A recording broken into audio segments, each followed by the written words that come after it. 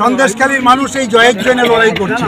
এখানে নিরাপদ সরকারের জয় নয়, সন্দেশখালী দলমত নির্বিশেষে মা বোনেরা, ছাত্র, যুবক, কৃষক, ক্ষেতমজুর সকলের ঐক্যবদ্ধ আন্দোলন,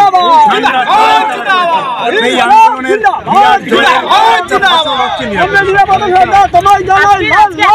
গেছে কি যায়নি সেইটা আমাদের কাছে বড় বিষয় নয়।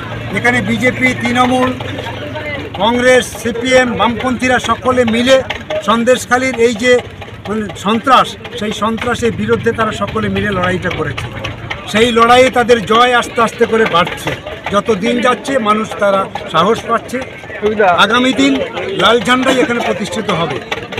মানুষ কে কোন দিকে যাবে সেটা মানুষই ঠিক করবে।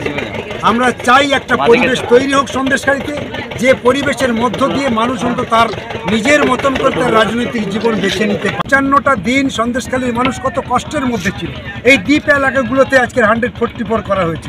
কি অপরাধ ছিল সন্দেশখালীর মানুষের? এদের তো কোনো দোষ ছিল না। দোষ তো করেছিল তৃণমূলের নেতাকর্মীরা, তারা তো চুরি করেছিল। তাদের বিরুদ্ধে মানুষ গর্জে উঠেছে।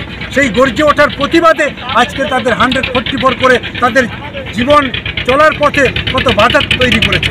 ছেলেমেয়েরা স্কুলে কত আতঙ্কের মধ্যে পরীক্ষা দিয়েছে। এই পরিবেশ কিন্তু সন্দেশখালীর মানুষ চাইনি। সেই জন্য যার বিরুদ্ধে লড়াই, যে সন্ত্রাসের বিরুদ্ধে লড়াই, সেই সন্ত্রাসকারীদের একটা অংশ ধরা পড়েছে। তাদের বিরুদ্ধে সিবিআই তদন্ত হোক, সন্দেশখালীর মানুষও চায়, আমরাও চাই ঠিকঠাক তদন্ত হয়ে তাদের যথাযথ শাস্তির প্রয়োজন। কারণ সন্দেশখালীর মানুষ কোনো দিনের জন্য বিভাজন চায়নি, আতঙ্ক চায়নি, সন্ত্রাস চায়নি। তাদের জমি গেছে, মা বোনেদের ইজ্জত গেছে, বর্গাদার লুট হয়েছে, বর্গা জমি চলে গেছে, ঘর বাড়ি বাঁধার যে টাকা পেয়েছিল সেগুলোও লুট হয়েছে। সাংঘাতিকভাবে সন্দেশখালীর মানুষ ক্ষতিগ্রস্ত হয়েছে। আর নয়, সন্দেশখালীর মানুষ সেই জায়গায় আন্দোলন তার ইঙ্গিত দিচ্ছে। শেখ শাহজাহান কিংবা তার বাহিনীর অত্যাচারের উপরে আর নির্ভর করবে না। তার অত্যাচারের বিরুদ্ধে সন্দেশখালীর মা বোনেরা মাথা উঁচু করে চোখে চোখ রেখে এখন কথা বলছে। সুতরাং ওই অত্যাচার সন্দেশখালীর মানুষকে আর দমিয়ে রাখতে পারবে না। সন্দেশখালীর মানুষের যে ঐক্যবদ্ধ আন্দোলন আগামী দিন সঠিক নির্বাচনের পথ দেখাচ্ছে। খুন সন্ত্রাস রাহাজারির বিরুদ্ধে লড়ছি, লড়বো, দোকানদারদের উপর থেকে লুটেন চড়ার পয়সা ফেরত দিতে হবে।